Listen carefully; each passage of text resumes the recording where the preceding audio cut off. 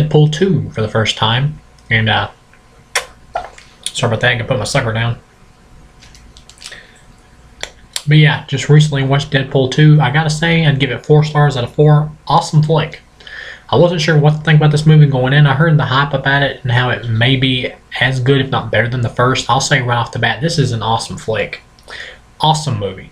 This is one of my favorite comic book films I've seen in a while.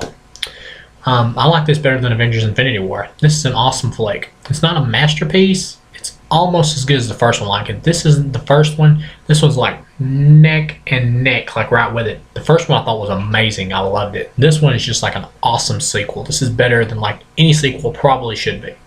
Or most sequels even are. I mean, you know. There are problems with the film though. Pretty much you start off, you got Deadpool, he's like going on Avengers crusade now, killing criminals and stuff. And one of the criminals gets away and comes in and kills his girlfriend, or pretty much his fiance now, from the first film. I really like this actress. She's also in Gotham. I wish she would have been in the movie more. She is in the film pretty much because every time Deadpool dies, I mean, she's in the film a pretty good amount still, because every time Deadpool dies, he pretty much goes to heaven and sees her. That was pretty cool. They still kept her, like, her feel in the film, but her and his relationship was one of the best parts of the first film, and I really missed that here. That's one of the problems with this flick that causes me to give the first one a little bit of the edge over this one, because the emotional, like, investment for me as a viewer was more into the first one with their relationship than the relationship that he has here with the new characters.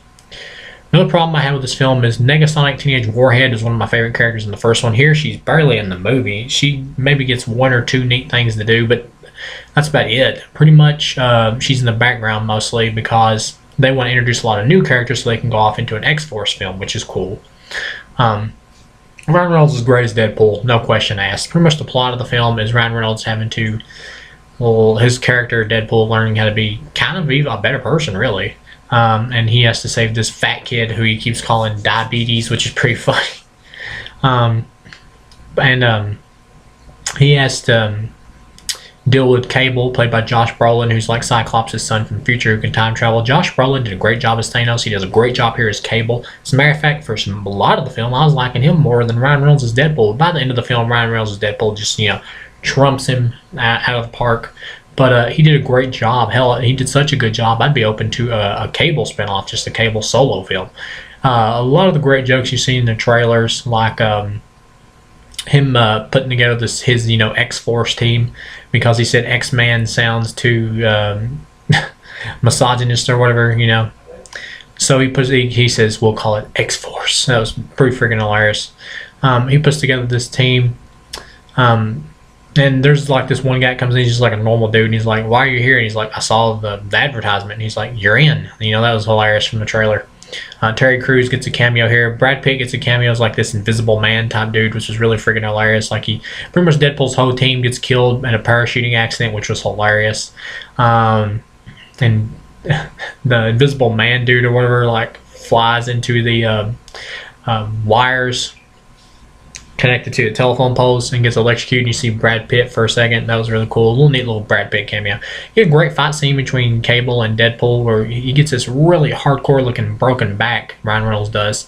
And when he gets his powers back, they got these collars in this prison in the movie where the fat kid pretty much that. Where it's like a mutant rehabilitation place where they like torture mutants, and they put the collars on, it takes away their powers, and Ryan Reynolds gets his back broken by Cable, but the collar falls off and it looks really gruesome, and then his powers come back, of course, and he heals himself. One thing that was really awesome is the Juggernaut is in the film. That was awesome. Juggernaut was great here. I liked Vinnie Jones in X-Men Last Stand actually, but this was better. He was CGI here.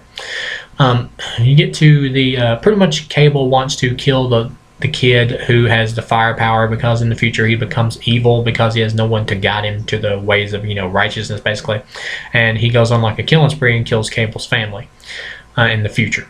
And so Cable wants to kill the kid, but Deadpool tries to convince him that the kid can be changed. It's pretty funny. He even calls Cable like John Connor in one part of the movie, which is pretty funny. You get to the end of the flick. Deadpool puts the collar on and tells the kid not to kill anybody, if he has to kill him. And then Cable gets tired of the BS. He gets ready to shoot the kid, and Deadpool like jumps in the way in this cool scene. And Ryan Reynolds' death scene here is hilarious.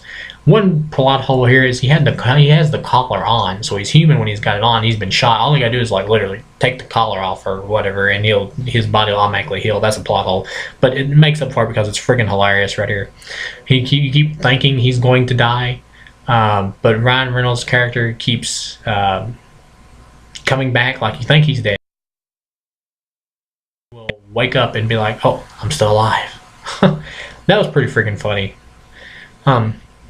We get to the end, and he goes to heaven and pretty much meets his woman, and Cable decides to use his only other time travel thing he's gotten, or time travel thing to return home, I should say.